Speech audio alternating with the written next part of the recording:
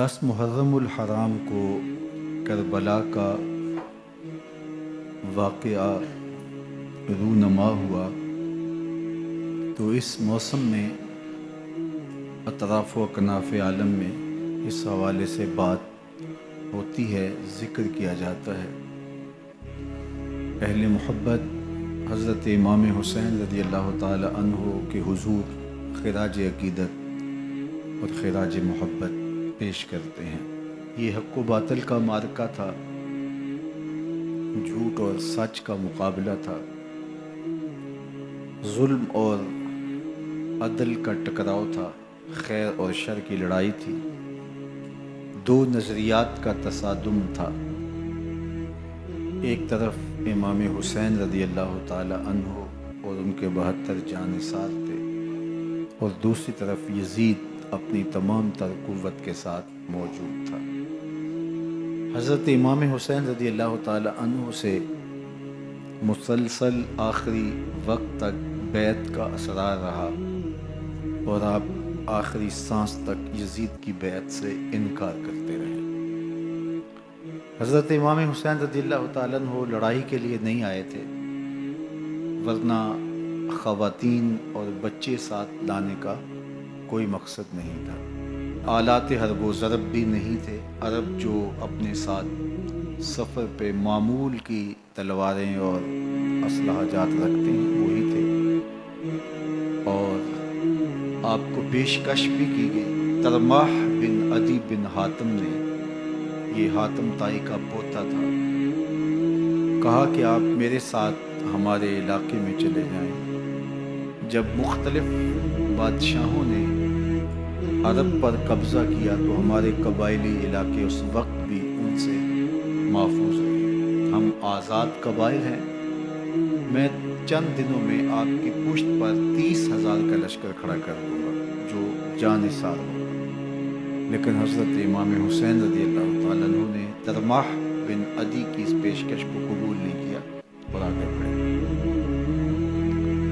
دشت نینوا میں، جسے دشت کربلا بھی کہتے ہیں، حر بن یزید ریاحی 500 سواروں کو ساتھ لے کر کے حضرت امام حسین کو محصور کر دیتا ہے، اور پھر یزید کا لشکر وہاں جمع ہونا شروع ہو جاتا ہے۔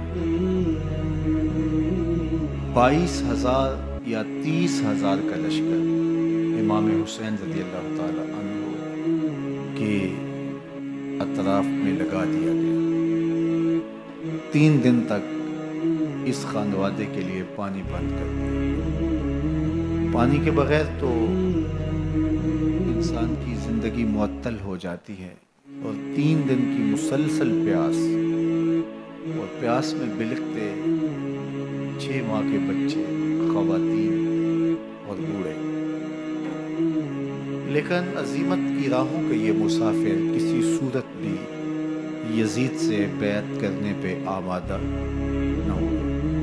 یہ ایک ہیلا تھا کہ پانی بند کریں گے، بچے بلکیں گے، خواتین بے چین ہو جائیں گی تو یہ مجبور کر دیے جائیں گے۔ لیکن کہا تم جو کرنا ہے کرو۔ یہ بات طے شدہ ہے کہ ہم یزید سے بیعت نہیں کریں۔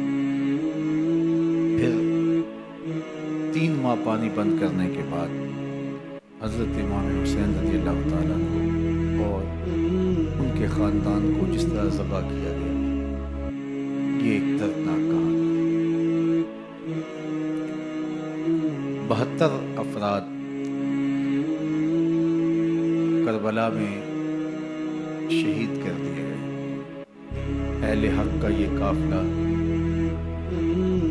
بھوک اور پیاس سے نڈھال تھا، لیکن عزیمت کی راہوں کا یہ مسافر سرنگوں نہیں ہوا اور یزید کے ہاتھ پہ بیعت نہیں کی۔ امام حسین رضی اللہ تعالی عنہ آپ کے بیٹے، بھائی، بھتیجے، بھانجے، اعیان و انصار، محبین شہید کر دیے گئے۔ 70 لوگ آپ سے پہلے شہید کیے گئے، پھر امام حسین رضی اللہ تعالی عنہ شہید کر دیے گئے۔ سوید نامی ایک زخمی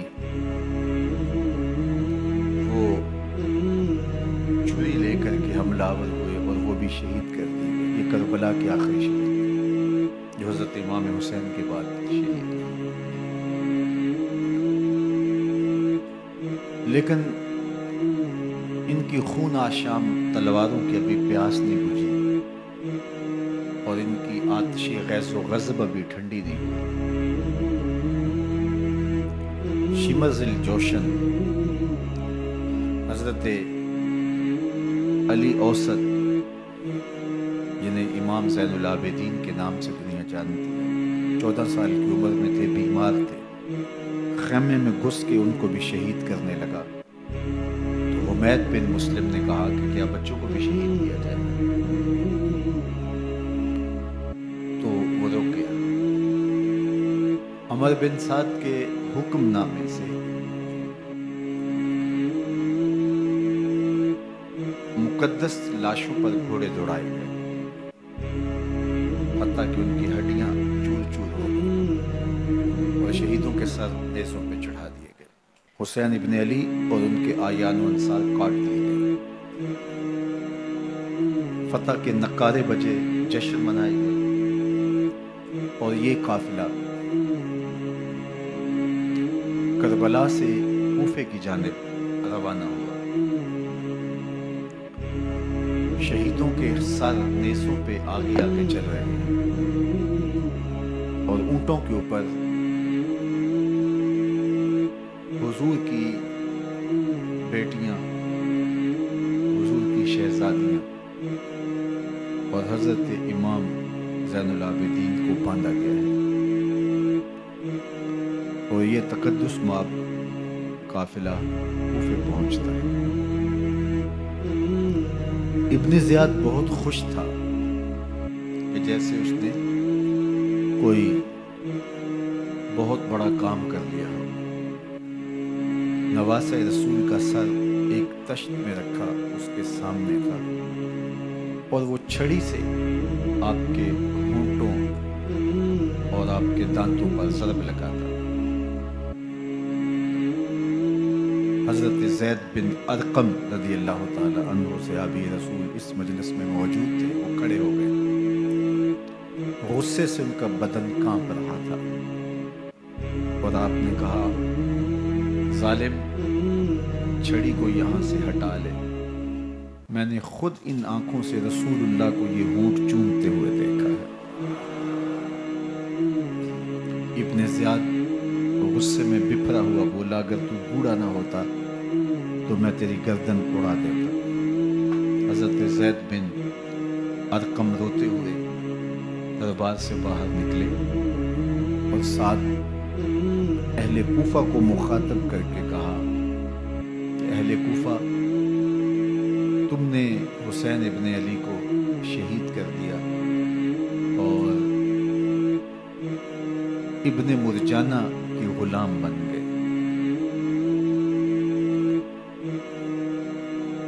حضرت زینب سلام اللہ علیہ ایک کونے میں بیٹھی تھی، پرانے کپڑوں میں ملبوس. ایک وہ وقت بھی تھا کہ سیدہ زینب سلام اللہ علیہ جب کوفے میں آئیں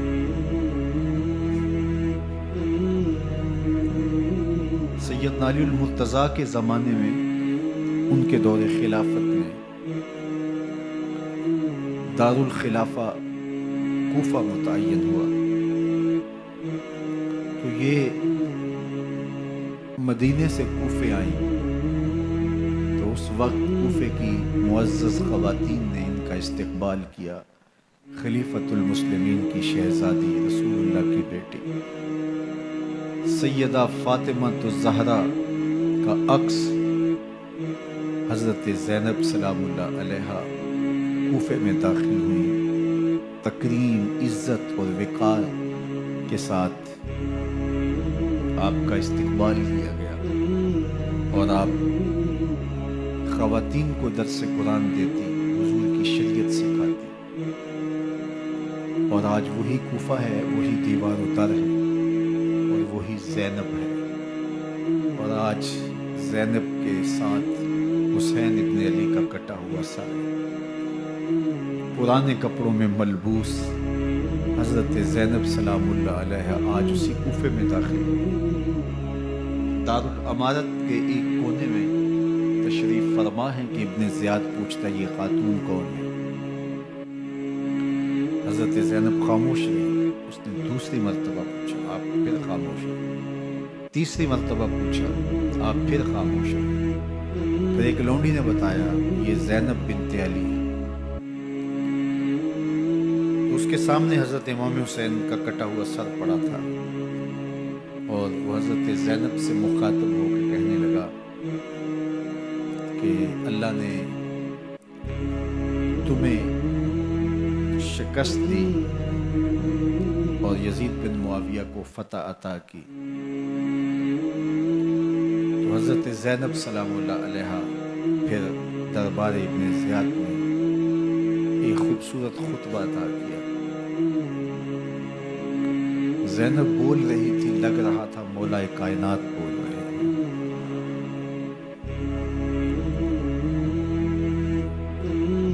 یہ خطبہ بامر مجبوری تھا، ابن زیاد کی خرافات کا جواب تھا۔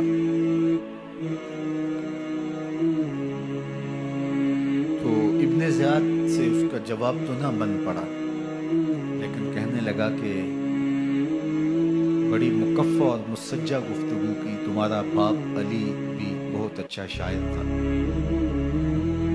تو سیدہ زینب سلام اللہ علیہ نے فرمایا ہمیں مکفّہ گفتگو سے کیا غرض، یہ تو ایک حقیقت ہے جو ہم نے بیان کی۔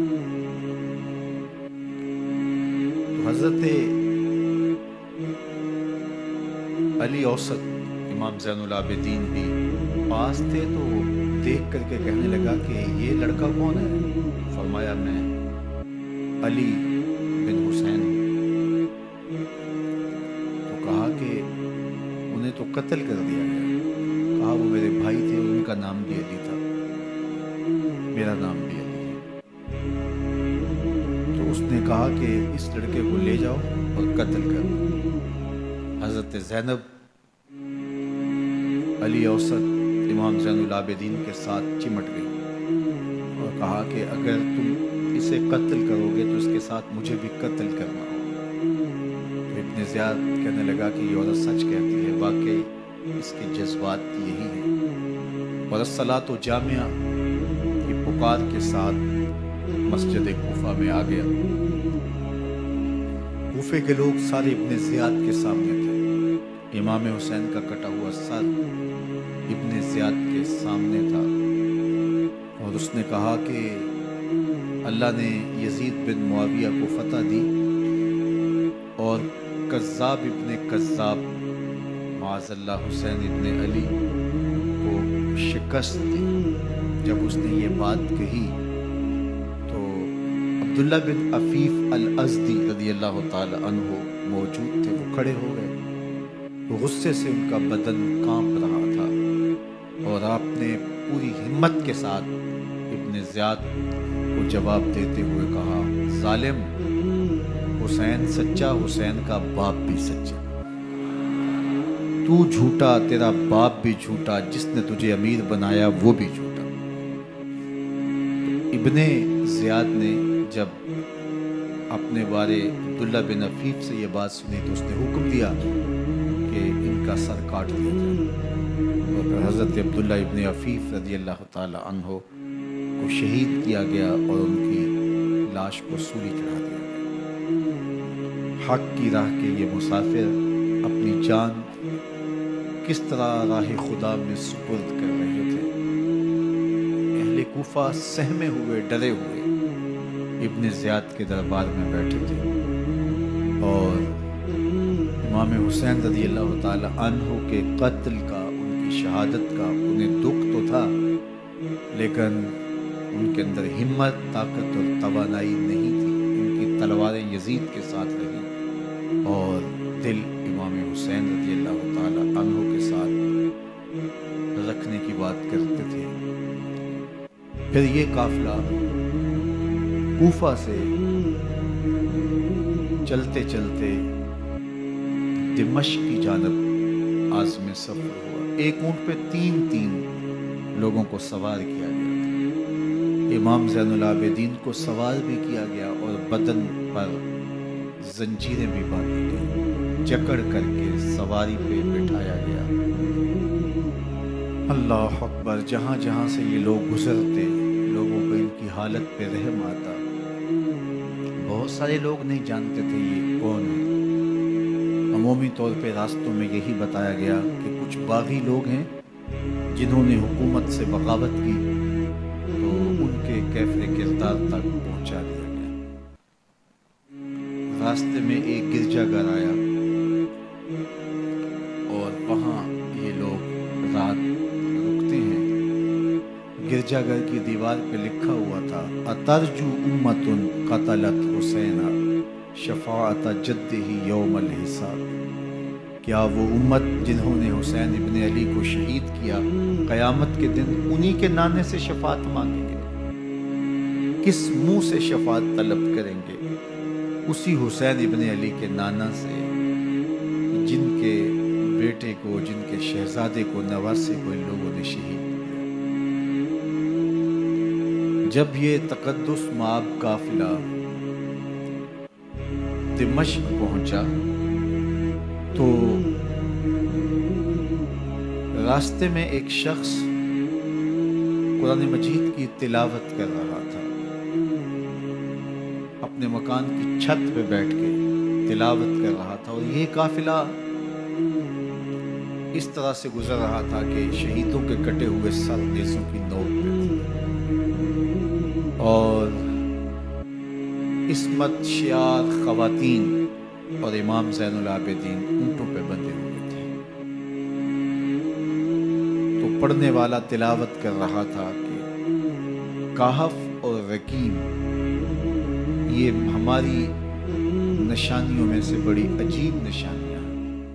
تو جب وہ پڑھ رہا تھا تو سر حسین سے آواز آئی: یا تالی القرآن، اے قرآن پڑھنے والا، اصحاب کہف سے زیادہ عجیب قتلی و حملی، میرا قتل کرنا اور نیزے کی نوک پہ چڑھایا جانا۔ یہ قافلہ یزید کے دربار میں پہنچتا ہے۔ یزید بہت خوش ہوا اور اس نے حضرت امام زین العابدین رضی اللہ تعالیٰ عنہ سے کہا کہ تمہارے باپ نے میری حکومت کے خلاف بغاوت کی اور وہ اپنے انجام کو پہنچے۔ تو آپ نے جواب میں قرآن مجید کی آیات کی تلاوت کی اور اہل بیت کے مناقب اور فضائل بیان کیے۔ سیدہ زینب سلام اللہ علیہا کا ایک خطبہ اہل بیت کی عظمت، مناقب اور فضائل میں یزید کے دربار میں اپنی انوکھی اور البیلی شان رکھتا ہے۔ یزید پہلے تو خوش ہوا، لیکن جب اس نے لوگوں کے چہرے دیکھے تو وہ پریشان ہو گیا، حتیٰ کہ یزید کے دربار میں ایک عیسائی سفیر آیا ہوا تھا۔ تو اس نے جب کٹے ہوئے سر دیکھے اور خستہ حال سادات کی شہزادیوں کو دیکھا تو اس نے کہا یہ کون لوگ ہیں؟ تو اسے بتایا گیا تو اس نے بڑے تعصف کا اظہار کیا، کہا کتنے بد نصیب لوگ ہو، ہمارے پاس حضرت عیسیٰ علیہ السلام کے گدھے کا کھر موجود ہے اور ہم اسے بھی عزت کی جگہ پہ رکھے ہوئے ہیں، اور تم کتنے بدبخت ہو اپنے رسول کے نواسے کو شہید کر دیا۔ بے مروت بے وفا تیرا بھی کیا افسانہ ہے، جس نے اپنی ہی شمع کو گل کیا تو وہ پروانہ ہے۔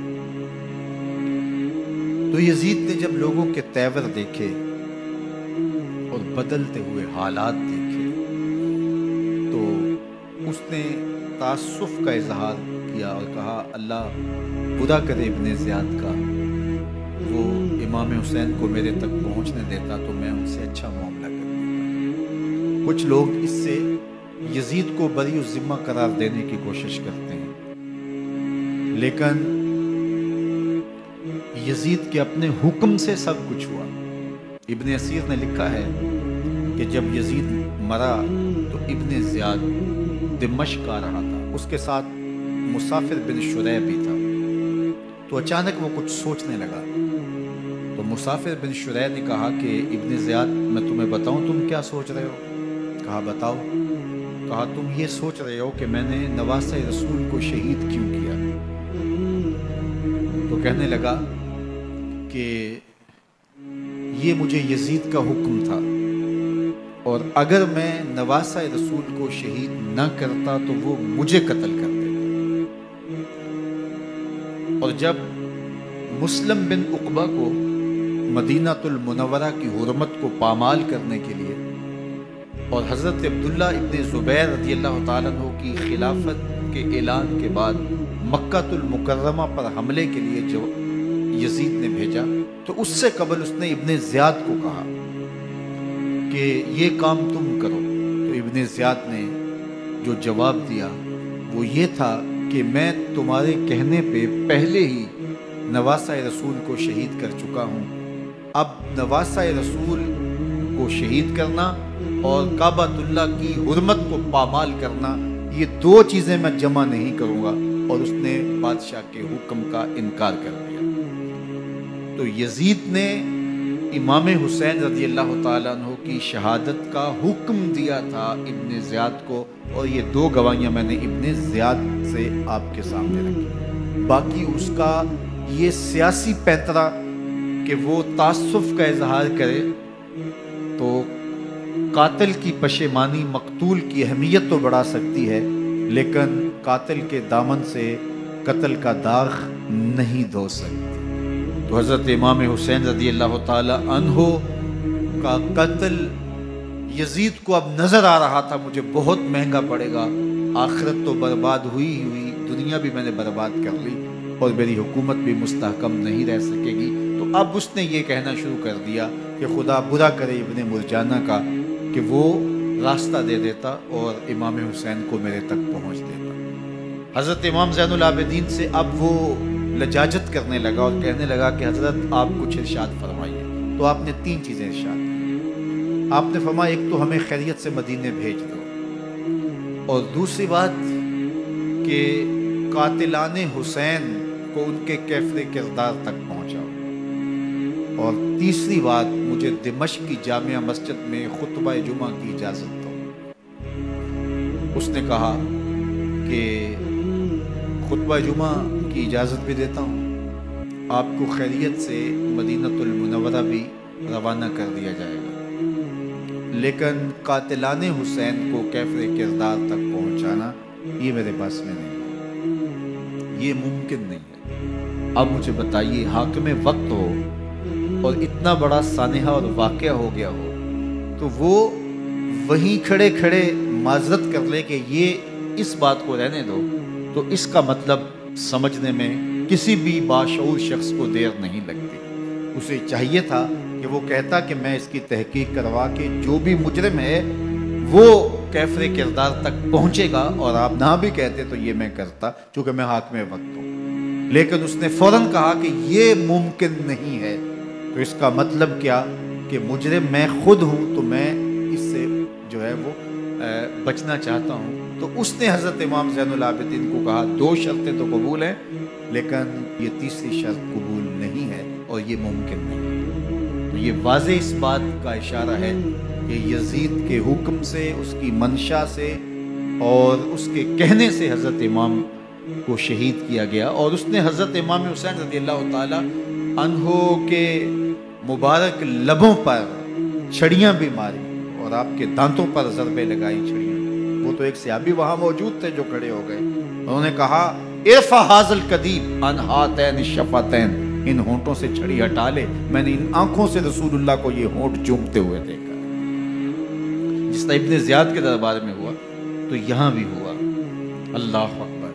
تو یزید اپنے تئیں خوش تھا، لیکن لوگوں کے احتجاج کی سکت نہیں لا سکتا تھا کہ نواسہ رسول کو شہید کر دیا گیا، تو وہ یوں اپنی بات کو چھپانا چاہتا تھا اور بات ابن مرجانہ ابن زیاد پہ ڈالنا چاہتا، لیکن ابن زیاد کہتا ہے کہ اگر یزید کے کہنے پہ میں امام حسین کو قتل نہ کرتا تو میں قتل کر دیا جاتا، اور میں غزوہ کعبہ اور قتل امام حسین دونوں کو جمع نہیں کر سکتا، لہٰذا اب میں یزید کا یہ حکم نہیں مانوں گا، اس نے پہلے مجھ سے بہت بڑی زیادتی کروائی ہے۔ یہ تاریخ کی معتبر کتابوں کے اندر موجود ہے۔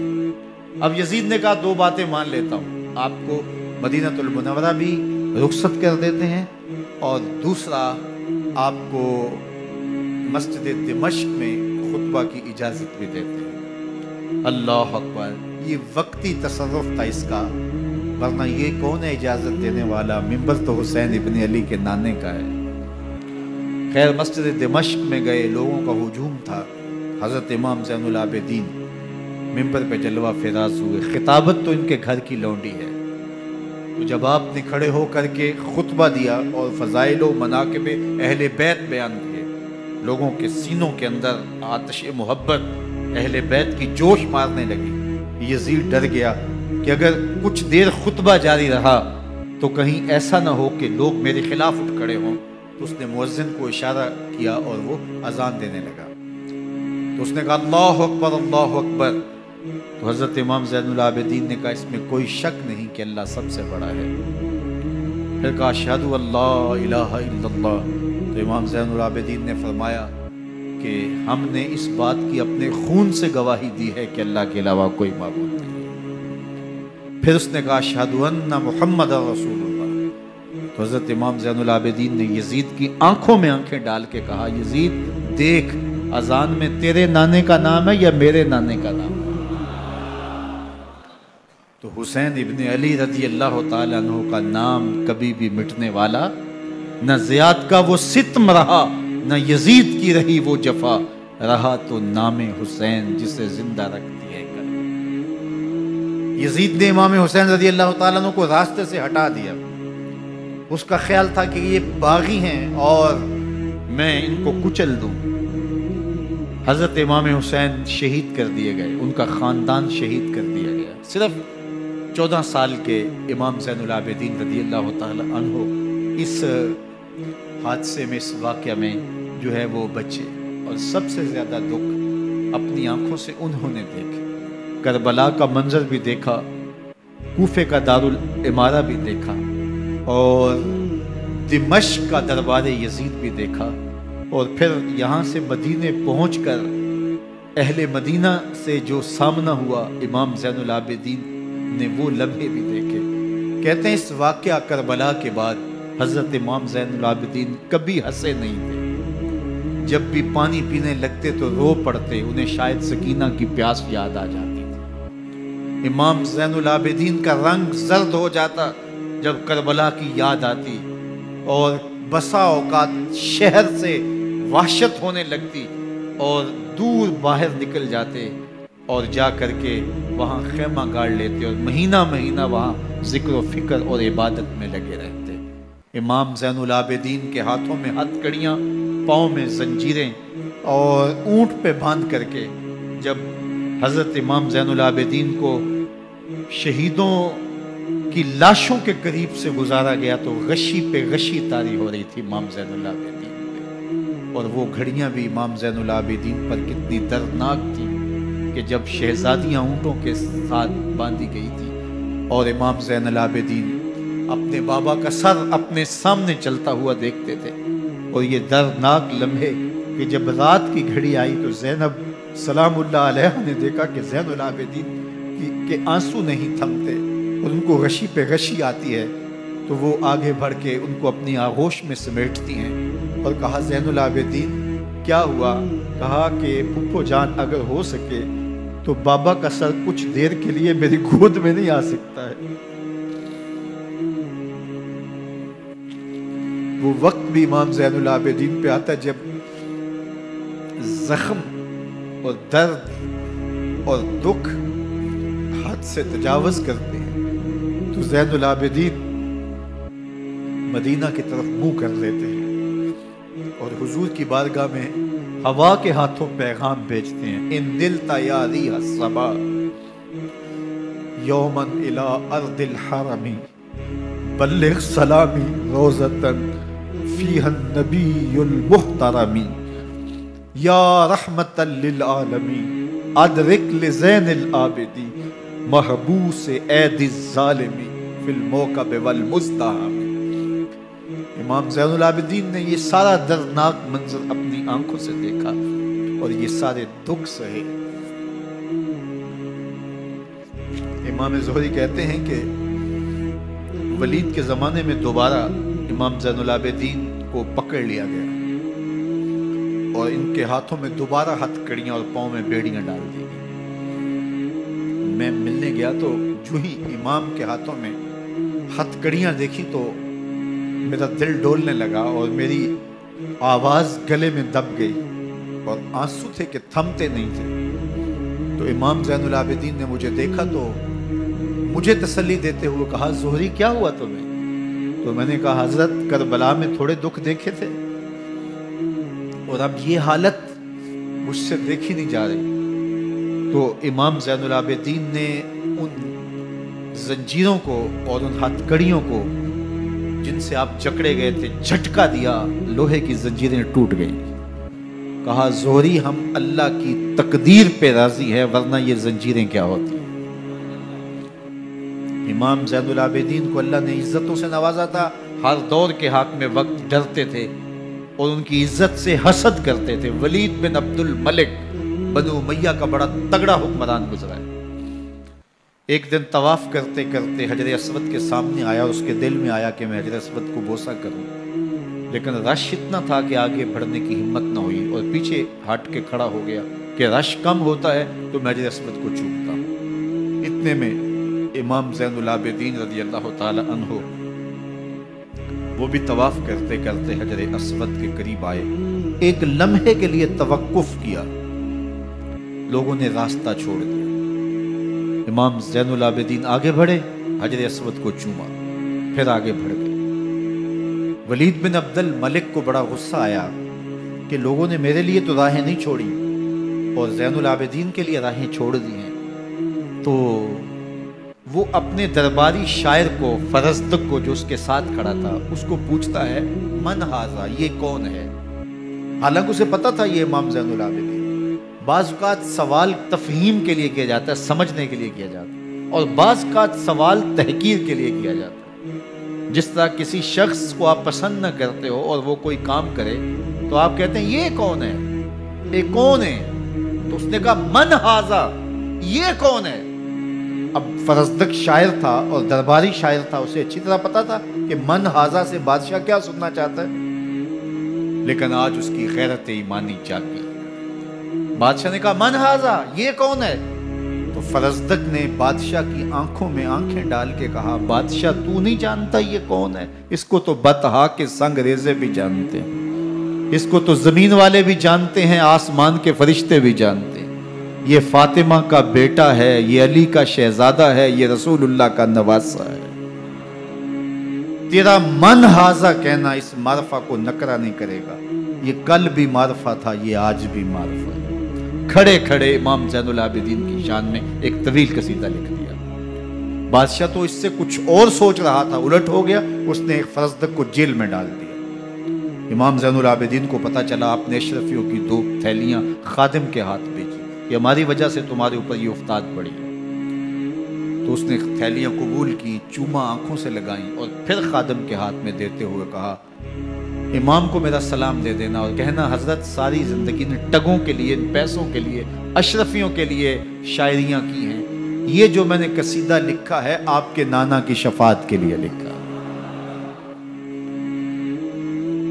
جو دلوں کو فتح کر لے وہی فاتح زمانہ۔ امام حسین کو تو کاٹ دیا گیا نا، اس لیے کاٹ دیا گیا کہ یہ ہماری حکومت سے بغاوت کر رہے ہیں، انہوں نے یہ کہا، بہانہ یہ بنایا، نظم حکومت میں یہ مخل ہو رہے ہیں، لہٰذا انہیں شہید کر دیا گیا۔ نہ صرف انہیں شہید کیا گیا، سر کاٹے گئے، نیزوں کی نوک پہ چڑھائے گئے، لاشوں پہ گھوڑے دوڑائے گئے۔ کیا کیا ظلم تھا، کیا کیا جبر تھا جو روا نہیں رکھا گیا، پیاسا رکھا گیا، بھوکا رکھا گیا، 6 ماہ کے بچے بھی نہیں چھوڑے گئے۔ امام حسین جب حضرت علی اصغر کو اپنے ہاتھوں پہ اٹھا کے فرات کے کنارے جا کھڑے ہوئے تو آپ نے اشقیاء سے مخاطب ہو کے کہا کہ تمہاری لڑائی تو مجھ سے ہے، اس 6 ماہ کے بچے نے تمہارا کچھ نہیں ہوگا۔ چلو سے پانی بھرا تاکہ اصغر کا حلق تر ہو جائے، تو پانی ابھی حلق تک نہیں پہنچا، 2 شاخہ سنسناتا ہوا تیر آیا اور علی اصغر کا گلا چیر گیا۔ اور کہتے ہیں وہ جو تیر تھا جو حضرت علی اصغر کا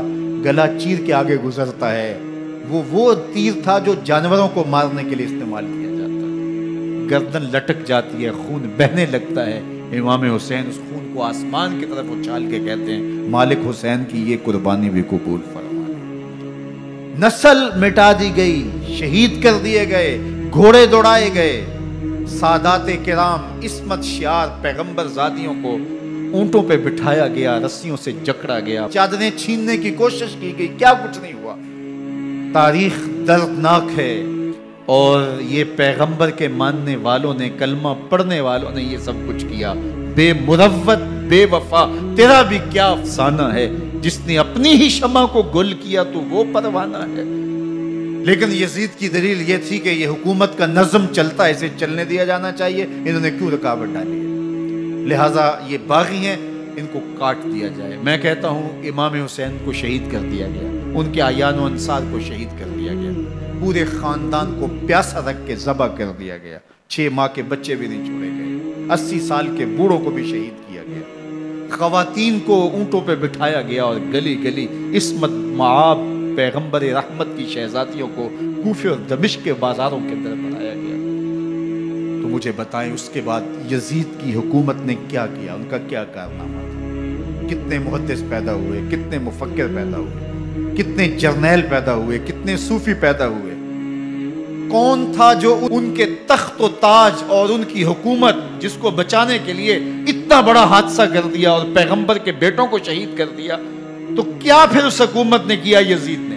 یزید کا اپنا بیٹا تخت پہ بیٹھنے کے لیے تیار نہیں تھا۔ 6 ماہ کے بعد اس کی لاش گھر سے نکلی، اس نے کہا کہ یہ تخت جو ہے وہ آل رسول کے خون پہ بنا ہے، میں اس پہ نہیں بیٹھوں گا، اور رسوا ہو گئے۔ اور یزید جس کو زوم تھا کہ میں اتنی بڑی سلطنت کا مالک ہوں، اس کو بچانا ہے، اس سلطنت نے اسلام کے لیے کیا کیا؟ مجھے بتاؤ، کون سے جرنیل پیدا کیے، کون سے حکمران پیدا کیے، اس نے کون سے توانا لوگ پیدا کیے، کون سے محدث، کون سے مفکر، کون سے مسلح پیدا کیے؟ اور جس خاندان کو کاٹ دیا گیا، صرف ایک 14 سال کا علی اوسط زین العابدین بچا۔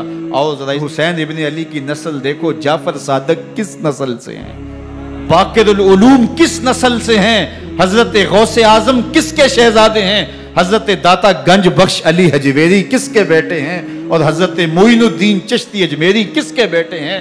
آج زمانے کو جو بھی دیا ہے حسین کے بیٹوں نے دیا ہے۔